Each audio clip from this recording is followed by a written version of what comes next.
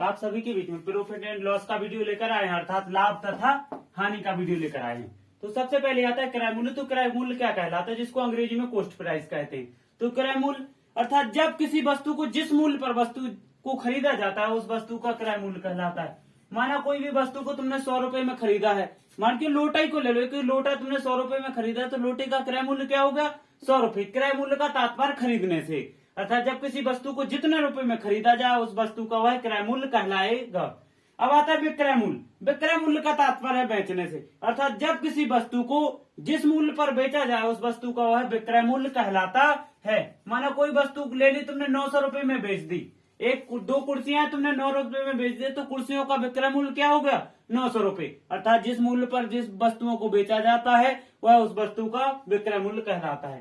तो लाभ क्या कहलाएगा, जब कम कीमत पर खरीदकर, किसी वस्तु को कम कीमत कर खरीदकर अधिक रुपए में बेचा जाए तो उसमें क्या होगा, लाभ प्राप्त होगा। अगर किताब की भाषा पे जाए तो इस प्रकार से जाए कि जब किसी वस्तु की कीमत, कि जब किसी वस्तु का क्रय मूल्य कम हो और विक्रय मूल्य अधिक हो तो उससे हमें लाभ प्राप्त होगा।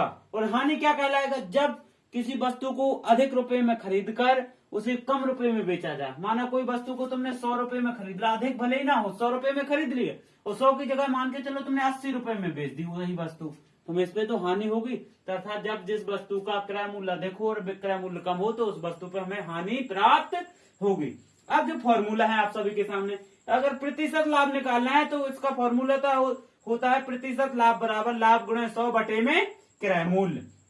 अब आता है प्रतिशत हानि। तो प्रतिशत हानि बराबर होता है हानि गुणे 100 बटे में क्रय मूल्य। जब तुम्हें विक्रय मूल्य निकालना हो तो विक्रय मूल्य बराबर क्रय मूल्य और कोष्टक 100 प्लस एक्स बटे में 100। अब एक्स को क्या मान लें, माना किसी वस्तु पे तुम्हें लाभ हो रहा है।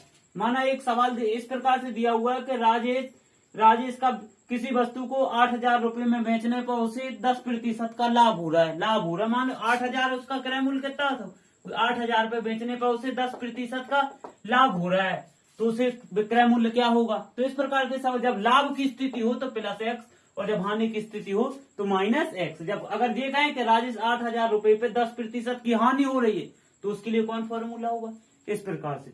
तो विक्रय मूल्य जब लाभ की स्थिति में हो तो विक्रय मूल्य बराबर क्रय मूल्य कोष्टक 100 प्लस एक्स बटे में 100 कोष्टक बंद।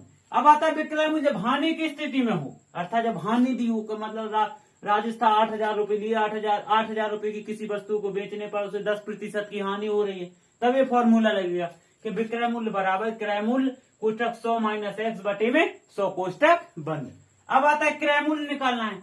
मान के चलो इस प्रकार के सवाल आते हैं कि सुमित 10 कुर्सियों को 9,000 रुपए में खरीदने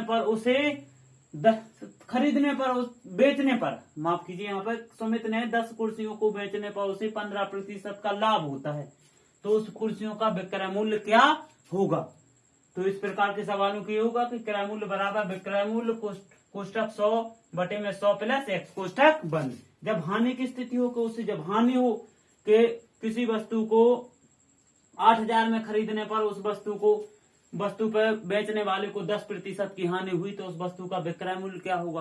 तो ऐसे सवालों के लिए यह फॉर्मूला लगेगा कि क्रय मूल्य बराबर विक्रय मूल्य कोष्टक 100 माइनस एक्स बटे में 100 कोष्टक बंद। अगर तुम्हें लाभ निकालना है तो लाभ निकलेगा कि विक्रय मूल्य में से जैसे ही तुम क्रय मूल्य घटा दोगे तो तुम्हें लाभ प्राप्त हो जाएगा। और जब हानि निकालना है तो हानि में क्या होता है कि क्रय मूल्य है, क्रय मूल्य में से जब विक्रय मूल्य घटा दोगे तो तुम्हें हानि प्राप्त हो जाएगी। तो ये आप सभी के बीच में लाभ, प्रॉफिट एंड लाभ अर्थात लाभ तथा हानि के फॉर्मूला हो गए। और यह भी समझ लिया क्रय मूल्य क्या कहलाता है, विक्रय मूल्य क्या कहलाता है, लाभ कैसे प्राप्त होगा, हानि कैसे प्राप्त होगी।